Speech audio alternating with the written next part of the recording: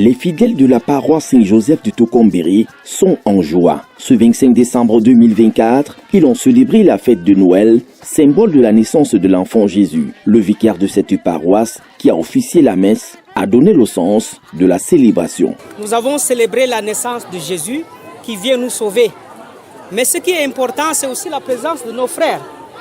Ils viennent avec nous, ils viennent pour célébrer la naissance du Christ avec nous. Et c'est le signe que le Christ lui-même est signe d'unité. Voilà. Et nous sommes très contents surtout pour la présence de nos frères qui sont là avec nous. Comme à ses habitudes depuis plusieurs années, le directeur du cabinet du président de l'Assemblée nationale est venu passer la commémoration avec ses frères.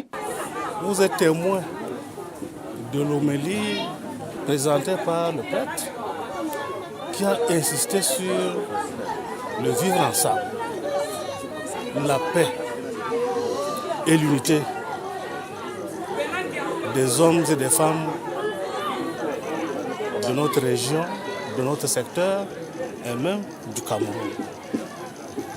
Et je puis rajouter que les orientations religieuses de chacun ne doivent constituer en aucun cas un obstacle pour l'édification d'un Cameroun uni, fort et prospère. Sa présence au milieu de cette communauté des chrétiens et celle de la communauté musulmane sont d'ailleurs un vecteur pour la cohésion sociale et le vivre ensemble, une attitude appropriée par l'ensemble des fidèles. Nos frères musulmans, comme par le passé, sont venus célébrer avec nous.